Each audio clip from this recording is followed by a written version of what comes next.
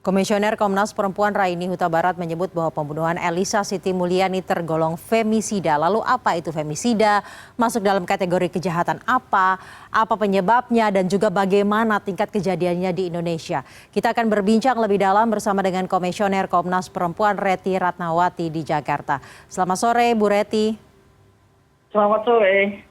Bu Reti, walaupun pada berita sebelumnya ini sudah cukup dijelaskan apa itu arti femisida, namun kami ingin mendapatkan penjelasan yang lebih dalam. Kenapa sebenarnya kasus Elisa ini dikategorikan dalam kasus femisida, dan juga apa sih artinya femisida? Ya,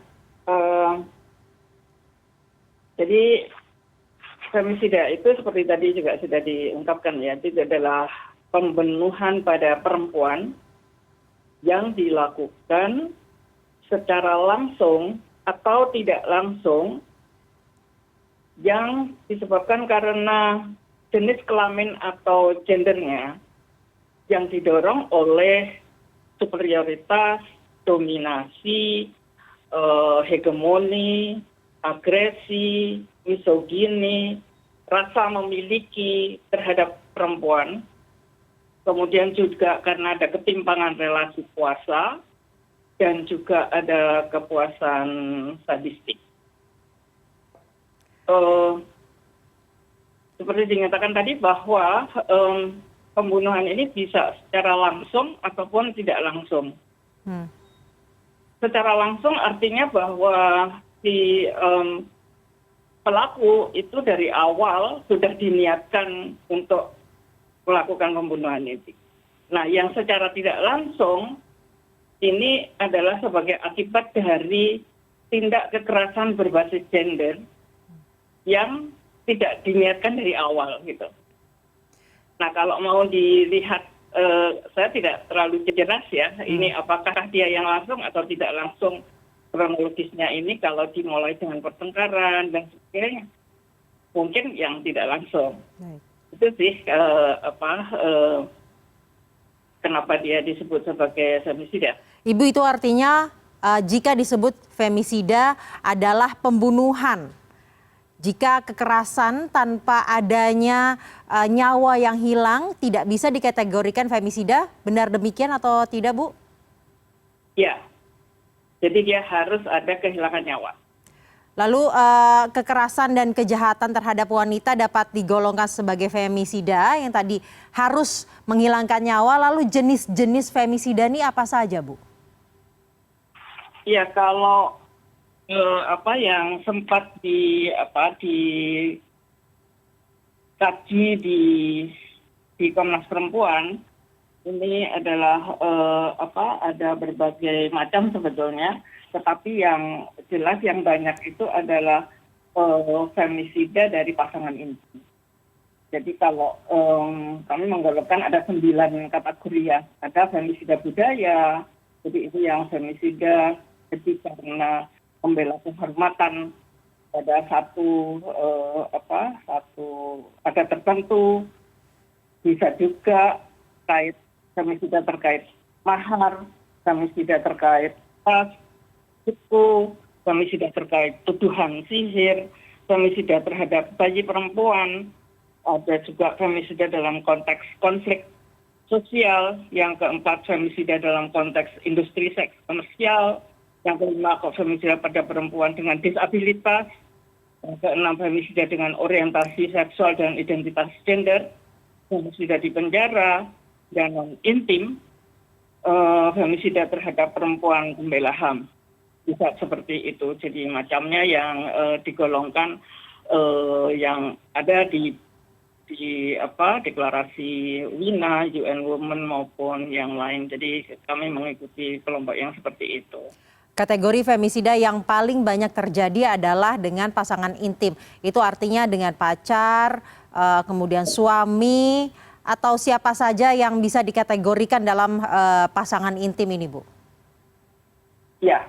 Jadi pasangan intim atau dengan orang-orang yang sudah dikenal bahkan ya. Jadi bukan dengan orang yang tidak dikenal. Ini yang nampaknya paling mendominasi di dalam kajian kami sementara ini. Karena ini juga satu kajian awal ya, masih akan dilanjutkan lagi begitu. Jadi orang-orang yang dikenal, dan perlu diketahui bahwa ternyata bahwa lokasi pembunuhan itu kalau dari data yang sempat kami dapatkan dari Direktori Mahkamah Agung tahun 2020 kemarin itu 60% itu terjadi di rumah, yang 40% terjadi di luar rumah.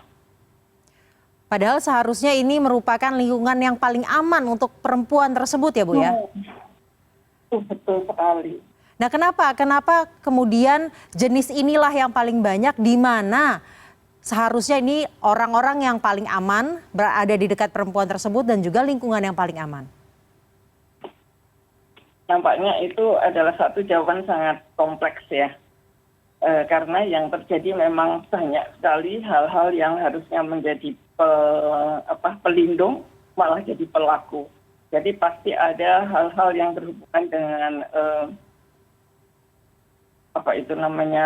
kebudayaan ataupun kultur yang masih berbasis pada patriarki misalnya seperti itu, sehingga tadi balik kepada bahwa kepemilikan, kemudian ketimpangan relasi kuasa, dan yang satu lagi adalah kepuasan sadistik itu yang menjadikan sebab terjadinya femisida ini. Sejauh ini dari catatan Komnas Perempuan sudah ada berapa banyak kasus femisida yang diduga terjadi di Indonesia? Nah, itu adalah angka yang sangat sukar dijawab. Karena memang belum ada penggolongan femisida secara terbagi gitu ya, laki-laki dan perempuan. Jadi kalau kita mau melihat angka ini di kepolisian misalnya, ini kami sedang bekerja sama untuk mencoba membuat bagaimana ini bisa dimasukkan di dalam angka yang bisa diidentifikasi secara langsung. Karena biasanya ini pembunuhan begitu saja dan tidak ditelusuri. Sementara pada hal yang harus diperhatikan adalah ketika keluarga, taruhlah di sini sebetulnya anak ini kehilangan orang tuanya, di ibu yang dibunuh, terus bapaknya ini di penjara. Terus yang mengurus anaknya ini siapa? Nah, ini adalah sesuatu yang harus dikerjakan, sehingga kita harus membuat suatu pemulihan kepada keluarga dari korban yang telah dibunuh itu. Nah, ini juga yang belum belum secara rapi gitu ya dibuat di dalam konteks negara ini. Komnas Perempuan juga menyebutkan bahwa kasus pembunuhan yang tergolong dalam femisida ini sebenarnya bukan kasus pembunuhan pada umumnya atau kasus pembunuhan biasa. Kenapa Ibu? Apakah ini artinya yang tadi juga sudah sempat disinggung sedikit oleh Ibu, harus ada pengkategorian khusus untuk femisida? Ya, jadi femisida ini kan tidak diidentifikasi secara direct karena memang hukum yang langsung untuk menyatakan bahwa ini femisida diberikan hukuman seperti ini secara langsung, itu kalau di Indonesia kan belum. Jadi yang ada itu adalah varian dari beberapa pasal KUHP ataupun PKDRT. Nah, ini kan berbeda dengan misalnya hukuman untuk maksud saya pada kejadian femisida di Meksiko, di Turki, di beberapa negara seperti Belanda, itu mereka sudah mempunyai undang-undang yang langsung berhubungan dengan itu.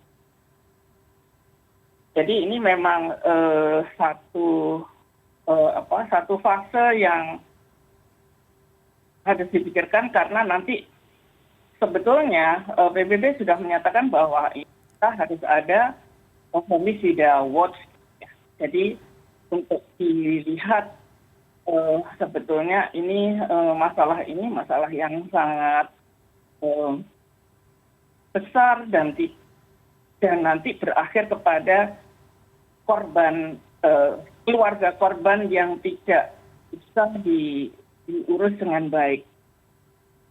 Baik, terima kasih Komisioner Komnas Perempuan Reti Ratnawati telah berbincang dengan kami pada sore hari ini di CNN Indonesia Newsroom mengenai kasus femisida di Indonesia. Terima kasih.